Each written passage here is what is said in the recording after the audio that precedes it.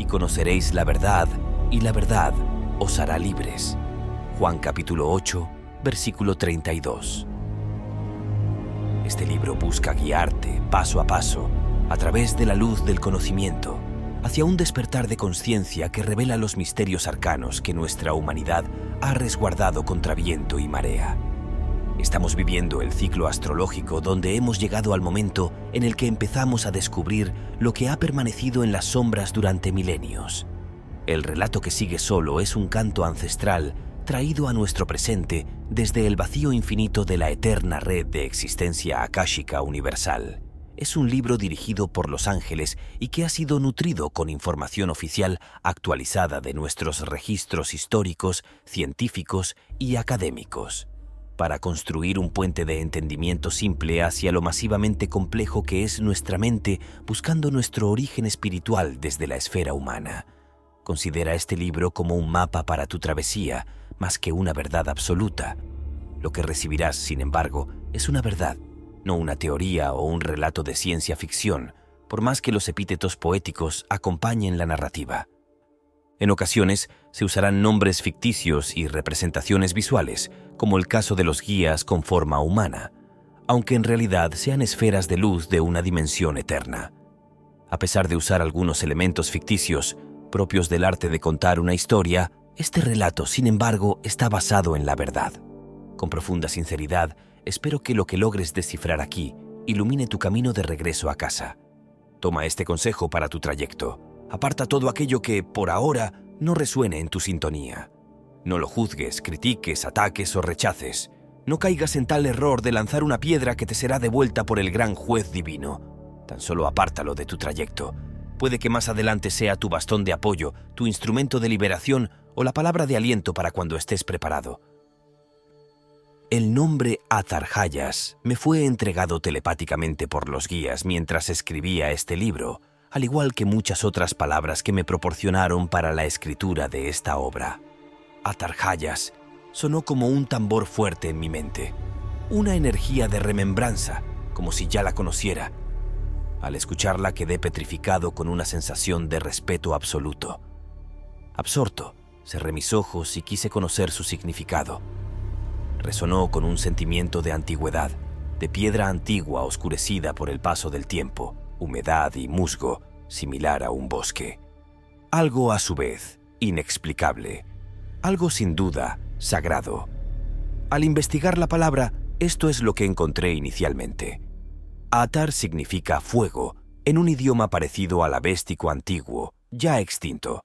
Es de una lengua muerta. El avéstico antiguo, o simplemente avéstico, es uno de los idiomas ancestrales más antiguos de la familia indoeuropea. Es un idioma hermano del sánscrito. Se piensa que tiene una antigüedad de más de 3 milenios, y fue el lenguaje utilizado para escribir el libro sagrado del zoroastrismo, el Zend Avesta. Un libro que, sin saberlo en lo absoluto, me llevaría a encontrar pistas claves de un gran misterio arcano oculto para la humanidad. Un corpus sagrado que recopila saberes mucho más antiguos aún, provenientes de la cultura mazteísta. Esto es la zona del Irán, los antiguos persas del Medio Oriente, la cuna de los magos ancestrales del desierto, los progenitores culturales de la astronomía occidental contemporánea. Pero esto es parte de lo que estaré narrando en los siguientes capítulos. Algunos mencionan que Atar es equivalente a la palabra Dios y que también era usado para nombrar a la diosa o Ishtar directamente. También resonó en mí la palabra Ugarit al preguntar. Hoy sé que se trata de una ciudad siria. Ayas, a su vez, significa roble o árbol. Antiguamente se extraía la corteza del roble para escribir y así se hicieron los primeros libros, lo cual era un arte sagrado de los magos y las magas. Los primeros escribas fueron hechiceros. Es así que Ayas era sinónimo, a su vez, de libro, conocimiento o sabiduría. Al pronunciar el nombre Atarhayas, solo sé que mi pecho se inunda de verdad, de emoción, de significado, de recuerdo de un tiempo ya inexistente físicamente, pero vivo en lo eterno de la magia, de aquello que, aunque inexplicable, es cierto y genuino, me trae paz y ha sido una fuerza, una especie de conciencia un fuego similar a lo que se ha transmitido en este libro. Pasaron los días y pregunté nuevamente por el nombre del libro, a lo que se me respondió telepáticamente Atharvaveda. Decidí investigar la palabra y encontré que Michael Witzel, profesor en sánscrito de Harvard, afirma: la etimología de Atharvan es de origen protoindo-iraní. Atharwan significa antiguo sacerdote o hechicero y es afín al avéstico Agrauwan, sacerdote, y posiblemente relacionado con el tocario Ather, fuerza superior. Michael Witzel, filólogo de Harvard, considerado una autoridad académica en los textos védicos. El libro sagrado de la diosa, la sabiduría del fuego, la sabiduría del hechicero o el libro del hechicero o del mago. Atarjayas es una palabra entregada por los ángeles, utilizando el mismo lenguaje antiguo angelical que se explica en este libro. Antes de comenzar con la escritura de este libro, los guías me mencionaron que nuestra historia y cosmovisión espiritual podríamos comprenderla correctamente desde arriba hacia abajo. Es decir, no partiendo por los textos, que es desde donde están las confusiones, las pugnas por el poder del conocimiento y la verdad, sino desde arriba, utilizando la canalización. Es decir, y aunque pueda parecer una forma rara o falsa de obtención de conocimientos para aquellos que desconocen la historia de las religiones, solo se estará utilizando el mismo sistema de transcripción de conocimientos divinos ancestrales. Sumado a la creencia mental de que no somos capaces de hacerlo, ignoramos que es, a su vez, una forma legítima de conocimiento. Además, tenemos la creencia cultural de que solo unos pocos elegidos pueden hacerlo, o que todo lo divino ya está escrito y nadie puede agregar nada más. Toda esta naturaleza humana de creencias también se explicará en este libro, porque lo que estaremos haciendo en esencia será recordar el camino de regreso a casa. Se me dijo: es a través de la luz, así podrás organizarlo. Así también se me dieron indicaciones específicas para escribir este texto. Comidas, meditaciones, horas de descanso, rutina de sueño, etc.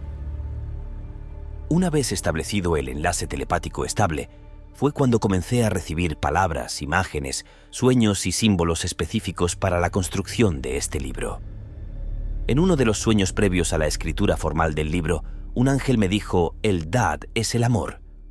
No sabía lo que era el Da'at, y fue así que mi viaje a recibir palabras desconocidas comenzó con más fuerza. Lugares, nombres, fechas, conceptos y palabras de lenguas incluso muertas. Me ha sido muy complejo traducir a nuestra época, idioma y cultura, ideas que se entrecruzan entre lo divino y lo ancestral, porque nuestra época, por lo general, no cree en la fuente telepática y lo que entiende de lo ancestral está totalmente tergiversado. Espero haber logrado el cometido. Desde la guía telepática, los maestros escribieron el libro en mi mente. Es lo que puedo decir respecto a cómo sucedió esto. Día a día, en cada sueño, fue como estar escuchándolos y ver cómo las páginas se escribían. Palabras específicas en diversos idiomas que, luego de anotar en cuadernos, tuve que buscar su significado en la vasta alejandría de información actual. Similar a una operación clínica dirigida, ellos me indicaban qué escoger y qué no, hasta dónde leer y qué imágenes incluir. Fue como caminar iluminado por una antorcha mientras era dirigido por los ángeles en un laberinto lleno de oscuridad y confusión. Es así que este libro se ha escrito utilizando las diversas fuentes de investigación y no al revés. Tanto que no se ha comenzado con un punto de vista autoral previamente establecido y que se buscará defender, así como tampoco buscando legitimar una teoría en particular con fuentes específicas de investigación, o menos un punto de vista de un tercero en ningún caso. Soy sincero, no fue hasta finalizado este libro que supe qué libro estaba escribiendo. Se me ha pedido que utilice información desde fuentes oficiales para nuestra cultura. Considerando todo lo anterior, no descarto que algunos años, términos o lugares puedan ser erróneos o imprecisos, puesto que hay un rango de información sesgada y hasta forzada por parte de algunos eruditos con cierta intención de mostrar un tipo de verdad histórica frente a otro. llevando con ello a grandes masas de pensadores, escuelas y religiones a pensar en base a una fuente simplemente errónea, desde una buena o mala intención. Aún así, en este libro se ha hecho un tremendo esfuerzo por considerar los datos desde fuentes legítimas y con más de una perspectiva en muchos casos. Por lo que, si bien, al igual que en cualquier empresa humana, pueden existir errores y, sin duda, los hay, porque errar es humano. El grueso del contenido y la calidad de la información, así como las fuentes citadas, son totalmente fidedignas y comprobables bajo cualquier análisis erudito o especializado en cada campo citado. Este libro, en ese sentido, entrega una información legítimamente oficial, desde la cual se busca generar una deconstrucción intelectual para el despertar espiritual, nutrido de fuentes espirituales, investigativas y propiamente autorales. A su vez, a lo anteriormente dicho, en este libro se está entregando un mensaje canalizado de la Gran Hermandad Blanca, el que en paralelo busca precisamente trascender el discurso oficial. A saber, para el lector y lectora, los grandes motivos de confusión, ignorancia, olvido y desinformación provienen a criterio del autor, luego de realizado el libro, de las siguientes fuentes: castas sacerdotales y los grados de iniciación, los cuales ocultaron deliberadamente el conocimiento de la población con el fin de controlar el conocimiento o de graduarlo en función del nivel de preparación de la persona. Quemas de libros y bibliotecas. Este hecho aconteció en muchos lugares y épocas distintas de la historia. Siendo solo el de Alejandría el más icónico, sin embargo, a la cultura maya se le incineraron más de 900 códices genuinos. Y así se datan muchísimas grandes pérdidas de conocimiento. Sincretismo religioso y guerras. Este punto es quizás uno de los más críticos, puesto que es la base de la mala interpretación del pasado. Porque significa que un mismo Dios, término o símbolo, tiene más de un significado y pasa, a su vez, en paralelo a sincretizarse, es decir, fusionarse. Agendas de poder, dogmas y desacreditación. En este nivel de información, son muchas las sociedades secretas que hicieron un uso del conocimiento a causa propia de sus agendas. En paralelo, las religiones crean dogmas que desacreditan toda forma distinta de pensamiento. Y por último, está la ciencia, que sin ser una religión, opera cognitivamente de la misma forma que una, utilizando axiomas o el método científico para desacreditar todo lo que no pasa por su filtro. En todos los casos, cada entidad dice ser poseedora y buscadora de la verdad legítima. Sin embargo, todas ellas tienen una agenda en particular, sea religiosa, política, económica o el poder del conocimiento en sí mismo. Mencionado todo lo anterior, se le invita al lector y lectora a abrir su mente y su corazón a lo nuevo, lo desconocido y a lo que el alma ya sabe. Se trata de recordar y de entender que el amor es el puente para que logremos sembrar la conciencia crística en nosotros. Entendido por esto último la luz de la verdad universal que subyace a todo lo existente y es eterno. Nuestros orígenes en la tierra ahora se han vuelto horizontes, montañas, residen bajo las arenas del desierto, en las aguas de los océanos, en la crudeza de los hielos, siendo selva, siendo espíritu. Allí se encuentran los restos de nuestro primer hogar y nuestros ancestros olvidados ya en el tiempo presente. Convertidos en mitos, transformados en leyendas, los pueblos de la antigüedad eran conscientes de ciclos de purificación por fuego y por agua. Estas derivaban de ciclos astrológicos, los cuales son equivalentes a su vez a apariciones de profetas iluminados, que siendo encarnaciones supremas de Dios, avatares, regresan a traer la luz del amor y la consciencia en tiempos de caos y destrucción. Lo cierto es que solo Dios sabrá cuándo sucederá algo así, y si es que verdaderamente sucederá o no. Porque según vayamos comprendiendo el gran misterio, la amenaza no tiene por qué provenir del cielo o de una fuente externa, porque nosotros mismos somos, en este momento, la mayor amenaza para la Tierra. Según los Vedas, la última encarnación de Vishnu será en prácticamente 400.000 años más, mientras que para los cristianos es inminente. Asimismo, los judíos siguen esperando al Mesías. de la misma forma que muchos pueblos indígenas siguen esperando el regreso de sus maestros iniciadores. Tal es el caso del Huiracocha inca o el Quetzalcóatl maya. Lo que sí es constante es el hecho de establecer la creencia de que aquella destrucción y Mesías llegan cuando la humanidad se encuentra totalmente sumida en la ignorancia y la autodestrucción, siendo aquellos elementos los principales factores de purificación de la humanidad para, desde allí, renacer a una nueva y gloriosa oportunidad de regresar a la fuente y regresar a la unidad. Antes de iniciar el viaje hacia la memoria ancestral, es importante hacer notar que la búsqueda de la comprensión cronológica de nuestra historia humana, preguntándonos si hubo o no otra civilización anterior a la nuestra o cuándo y quiénes, de ser así, fueron los primeros y por qué, son preguntas similares a las que los europeos, desconociendo América, pudieron haberse hecho respecto al mundo. Podemos encontrar un primer punto civilizatorio, sin embargo, el origen de nuestra búsqueda como seres espirituales se remonta a la misma eternidad del tiempo cósmico.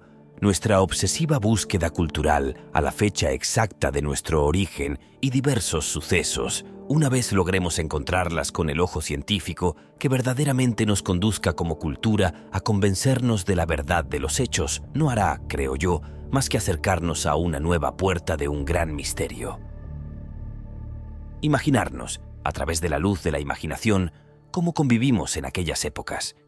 Aunque sea posible ya utilizando las lecturas de los registros akáshicos y la información telepática entregada por los guías, aquella no es oficial, y hasta que las cosas no cambien bastante en la humanidad respecto a aquello, todo esfuerzo desde el mundo espiritual seguirá siendo considerado como un punto de vista alternativo a la historia oficial. En paralelo, la historia oficial se escribe hoy bajo el canon de los textos antiguos, la filología y la arqueología, los yacimientos empíricos ancestrales principalmente. Sumado a los dos aspectos anteriores, hay un linaje étnico que se determina por la lingüística y otro que cada vez está ganando más fuerza, y es el genético desde los fósiles encontrados. Por último, y no menos importante, destacaría la fuente geológica que nos permite conocer el clima de nuestros antepasados. Entonces, tenemos fuentes filológicas, textos antiguos, arqueología, genética, geología y lingüístico, que en su conjunto podemos decir que conforman principalmente el discurso de la historia oficial. Quiero manifestar mi profundo respeto y gratitud a todas las ciencias humanas. Son uno de nuestros mayores y mejores legados de nuestra actual humanidad, sin haber ningún, sin embargo, que le secunde a aquella genuina admiración de mi parte. El punto es que, comprendiendo a cabalidad su funcionamiento metodológico en la forma en cómo obtiene el conocimiento, estamos en constante renovación de fechas y, más aún, paradigmas científicos, los cuales hoy determinan nuestro sentido y origen en el mundo. Me refiero a que, durante los últimos cientos de años, teníamos una historia que, de un día para otro, cambia con el descubrimiento de Göbekli Tepe. De un día para otro, la humanidad había desarrollado ciudades, ritos y complejas edificaciones con tallados referentes a los astros hace más de 11.000 años de antigüedad.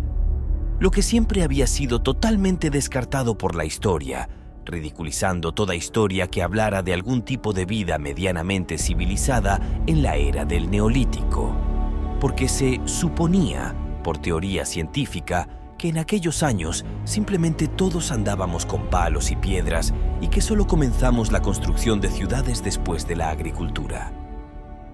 Todos nuestros actuales textos de historia en ese sentido están simplemente ahora errados y hay que actualizarlos. No hay libro de historia actual, prácticamente en todos los colegios del mundo, que esté diciendo lo contrario y enseñando a los niños el nuevo paradigma. Al igual que nosotros fuimos enseñados, seguirán siendo adoctrinados a pensar, creer y repetir que no había ningún tipo de construcción avanzada o conocimiento astronómico hasta hace unos 6.000 años aproximadamente. Sin embargo, ya sabemos por la misma ciencia que aquello es simplemente falso. Nunca fue cierto tampoco, y ese es el punto importante a destacar. ¿por qué seguir ocupando eufemismos o ser cautelosos a ser llamados pseudocientíficos, cuando después la misma ciencia termina validando más de la mitad de la pseudociencia con el tiempo? Simplemente cambia los nombres y los ajusta a su paradigma, cuando en esencia sigue siendo lo mismo. A lo que me refiero es que la constante y férrea negación científica respecto al gran diluvio y el gran cataclismo, así como a las civilizaciones antediluvianas, no es distinto a Göbekli Tepe y a lo sucedido con el tema OVNI. Que de un día para otro, luego de décadas de insistencia, el gobierno de Estados Unidos termina por declarar que siempre ha sabido y ocultado la existencia de naves no humanas que visitan la Tierra. Luego de décadas de desacreditación y burlas a todos los que decían que sí existían. Se estima que el 10% de la humanidad ha tenido algún tipo de contacto OVNI. Estamos hablando de más de 900 millones de personas, incluyendo a este que escribe.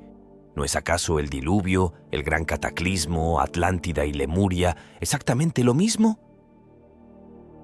Considero que es una falta de humildad y, a su vez, nos condena como civilización a esperar el último descubrimiento geológico o declaración académica respecto a lo oficial. Cuando ciertamente la verdad está ahí afuera y existe en forma de templos gigantescos por toda la Tierra, textos sagrados antiguos, leyendas y geometría sagrada que se repite por todo el planeta, miles de años antes de la existencia de la misma ciencia o academia. Los cuales son, a su vez, los herederos intelectuales de aquella magnífica cultura madre ancestral. En algún punto legítimo, todos tenemos razón y necesitamos cambiar la perspectiva con la que miramos la historia, porque no es lineal y es más compleja de lo que pensamos. La geometría sagrada en los templos de diversas partes del mundo, con una antigüedad milenaria y cada vez más antigua según los nuevos descubrimientos, nos indica la presencia de un alto nivel de conocimiento respecto a la naturaleza de la realidad a niveles cuánticos y espirituales. Hoy las mismas estructuras geométricas son la base de la arquitectura, el arte y las ciencias. Simbologías estudiadas en los laboratorios de biología, constituyendo a su vez los modelos para elaborar las complejas teorías físicas y matemáticas respecto a la naturaleza de la realidad. Mismas simbologías que la magia y la alquimia utilizaron en forma de hechizos y contacto espiritual en la antigüedad. Siendo seres multidimensionales, la historia de la evolución de nuestra humanidad es, a la vez, el reflejo de la búsqueda de la evolución de la consciencia en nuestra galaxia. Cuando Cristóbal Colón descubrió América, ya había más de 20 millones de indígenas en todo el continente. Existían civilizaciones milenarias, cálculos astronómicos con calendarios de ciclos de más de 26.000 años con un nivel de precisión que rigen hasta el día de hoy de forma exacta en el cielo, equivalente a la cuenta del tiempo hindú con los yugas o el calendario zodiacal egipcio encontrado en Dendera. Mapas de constelaciones, escritura, arquitectura inigualada hasta el día de hoy con toda la tecnología existente, compleja y vasta matemática, agricultura, administración de los bienes y personas en extensas áreas de terreno, compleja organización política y, por sobre todo, una espiritualidad que nos invita a recordarla y aprender de ella más que nunca. Civilizaciones que contaban con todo lo necesario para perpetuar una humanidad hasta el fin de los tiempos. La misma pirámide de Giza, atribuida al faraón Khufu, construida hace milenios, tiene un nivel de alineación con el norte magnético aún más exacto que el observatorio más avanzado de Francia. Porque mientras el observatorio de París tiene un error de 25 grados en el eje norte hacia el este, la pirámide de Giza tiene 5 grados, teniendo una base de 6 canchas de fútbol. Hoy se sigue aceptando la teoría griega de Heródoto por irrefutable, de que la gran pirámide de Giza es la tumba de Khufu, Keops, siendo que no hay ninguna prueba a su vez para ello. Sin embargo, se mantiene como registro oficial, dado que cuenta lo que un sacerdote egipcio le contó a Heródoto. Los años atribuidos a la construcción en aquel relato, así como el hecho de ser una tumba, no guardan ninguna relación con la verdad coherente ante la inteligencia y evidencia humana. El mismo Heródoto no es ningún ingenuo. Él sabía que su papel era ser el mensajero de lo que estaba comprendiendo desde diversas fuentes. Y aquí cito textualmente a Heródoto, quien nos dice: «Me veo en la obligación de relatar lo que se me cuenta, pero no de creerlo todo a rajatabla. Esta declaración es aplicable a toda mi obra». Libro octavo, capítulo 151, párrafo 3. Lo anterior es un extracto de su libro Historia, o los 9 libros de historia, los cuales son fundamentales para todos los historiadores por ser la primera descripción detallada del mundo antiguo a gran escala. Y tenemos que recordar que los occidentales somos descendientes culturales de los griegos en ese sentido. El vacío histórico que se genera al no haber pruebas concluyentes sobre el significado de la Gran Pirámide da lugar a un sinfín de suposiciones de todo tipo. Dado que no hay evidencia sólida que lo contradiga, todas las teorías terminan siendo legítimas hasta cierto punto. Sin embargo, la verdad es única e incuestionable, independientemente de la cantidad de interpretaciones que podamos tener de ella. Lo que sí es cierto, como referente histórico, es que lo que creemos a ciegas como cultura que es verdaderamente cierto, suele no serlo la gran parte de las veces. Tal es el caso de que el Sol giraba en torno a la Tierra. Era una teoría que, desde la lógica, funcionaba y así fue aceptada durante unos 2000 años. Dicho esto, nuestra visión oficial de la historia es una teoría heliocéntrica lógicamente articulada, pero que no se basa en la verdad de lo que sí sucedió en la Tierra. Lo cual es, antes de cualquier tipo de teoría, el gran misterio de todos los misterios de nuestra humanidad. Porque define todo. Define quiénes somos como humanidad, de dónde venimos, el sentido de nuestras vidas, hacia dónde vamos y, más profundo aún quizás, el por qué y para qué estamos vivos. Si nuestros ancestros constructores no se equivocaron en la alineación terrestre astronómica durante milenios, construyeron gigantescos templos para ello que han resistido la ferocidad del tiempo y la naturaleza. ¿Por qué hemos decidido pensar que se equivocaron en sus relatos y en todo lo demás? ¿No será acaso que hemos perdido nuestra piedra Rosetta para entenderlo? ¿No será que no entendemos sus historias y hemos preferido pensar que son mitos y no alegorías que no logramos comprender y, por ende, las descartamos como legítimo documento histórico? ¿Qué otra prueba, más que la evidencia global de que en todo el mundo está la misma geometría sagrada, la misma arquitectura, simbología, dioses e historias, necesitamos aceptar que somos todos hijos de una misma gran civilización ancestral ya extinta? ¿Por qué seguir negando que hubo un gran diluvio? ¿Cuál es la agenda ante ello? ¿O tan solo es nuestra infinita ignorancia nuevamente impidiéndonos avanzar? Descubriremos en este tiempo que lo que hemos creído cierto de nuestra humanidad no es más cercano a lo que los españoles creyeron con Colón o la historia del viejo pascuero, Santa Claus, contada a un niño. Lo cierto es que nuestra historia proviene de las estrellas. Somos hijos de las estrellas y hoy tenemos la posibilidad de recordarlo estando vivos, tal como lo fue para nuestros ancestros. Somos verdaderas semillas estelares, tales cometas espirituales en búsqueda de nuestro destino. Este relato es parte de nuestra historia, una historia no oficial y, sin embargo, cierta y a momentos fantástica. Dejo al total criterio del lector la aceptación, rechazo o integración de la historia que a continuación recibirá. Antes de comenzar nuestro profundo viaje hacia el despertar de nuestras conciencias, quisiera aclarar un último punto referente a la exactitud de las fechas mencionadas. Por respeto a la obsesión racionalista de nuestra época y por el especial énfasis puesto por los guías respecto a soltar las fechas. No hay mayor verdad en entenderlas, se me aclara. Más bien, es importante entender un orden de magnitud respecto al tiempo. Comprender qué sucedió antes y qué sucedió después en un rango de tiempo aproximado. Asimismo, es esencial señalar que existen muchas más manifestaciones de vida en la Tierra previas a las fechas aquí citadas. El desorden en relación a nuestra percepción de las fechas y lo que realmente ha ocurrido es verdaderamente un caos kármico. Tanto es así que, según la propia vibración de los registros que consulté, la Tierra, como tal, no tiene 5.000 millones de años, ni nuestra galaxia 15.000 millones de años. Estamos desfasados en todas nuestras fechas, y de la misma manera, las fechas y rangos de magnitudes temporales que estoy proporcionando pueden ser completamente diferentes, algo que los guías me reafirman incluso al redactar el punto anterior.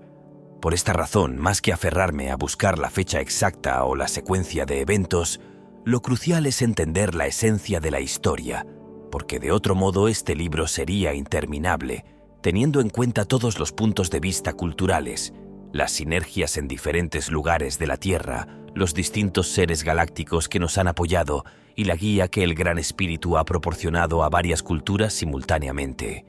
Es similar a decir que Dios habló a muchos pueblos y esperó ver cuál semilla de todas ellas germinaba en el entorno adverso y cuál no.